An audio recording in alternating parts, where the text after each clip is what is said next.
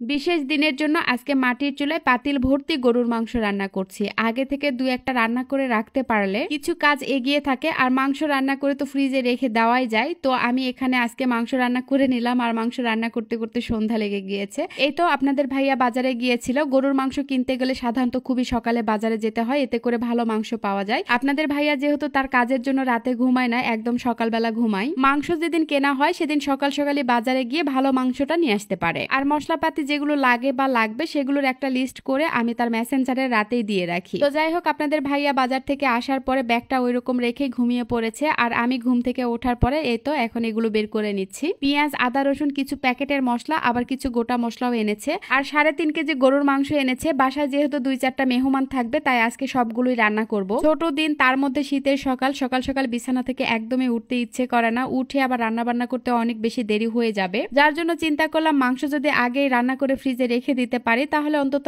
একটা রান্না এগিয়ে থাকবে। তো যাই হোক, আমি মাংস প্রথমে যেগুলো বড় বড় পিস আছে তো সেগুলো কেটে ছোট করে নিলাম। তারপরে এই তো এখন মাংসগুলো খুব ভালোভাবে ধুয়ে নিচ্ছি। আমার মা একটা কথা বলতো, মাংস নাকি বেশি ধুইতে নাই, 3বার ধুয়ে নিলেই হয়ে যায়। আমি যতবার মাংস রান্না করি না কেন, আমি 3বারই খুব ভালোভাবে মাংসগুলো ধুয়ে নেই। তো যাই হোক, আজকেও একইভাবে ধুয়ে নিলাম।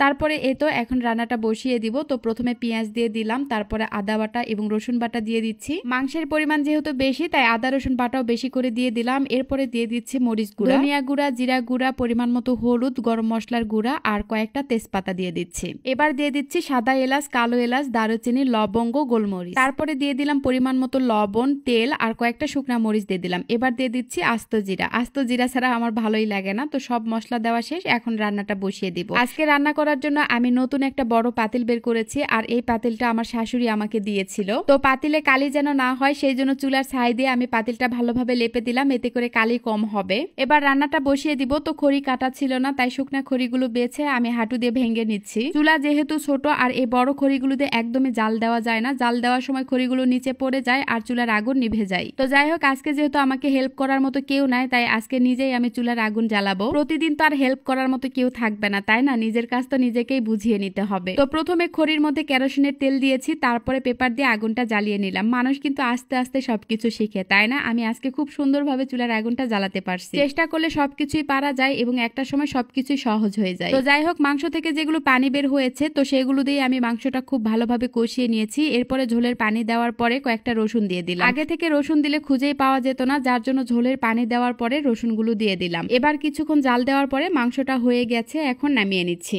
ঝোল কিন্তু একদম পরিমাপ মতো রেখে দিয়েছি, খুব বেশিও না খুব কমও না। পাতিলটা মেজে নিব, যার জন্য মাংসগুলো আমি আরেকটা পাতিল এবং বাটিতে উঠিয়ে নিচ্ছি। পাতিলে যেগুলো উঠিয়ে নিলাম সেগুলো মেহমানের জন্য রেখে দিব, আর বাটিতে যেগুলো নিয়ে নিলাম সেগুলো আমাদের খাওয়ার জন্য রেখে দিব। আর আজকের মাংস রান্না করা কিন্তু খুবই মজা হয়েছিল, যেহেতু মাটির চুলায় রান্না করেছি তাই হয়তো ভালো হয়েছে। আর হ্যাঁ, কোন বিশেষ দিনের কথা বললাম সেটা 2-1 দিন পরে অবশ্যই জানতে পারবেন। আজকের মতো এখানেই বিদায় নিচ্ছি। সবাই ভালো থাকবেন, সুস্থ থাকবেন। আল্লাহ হাফেজ, টাটা।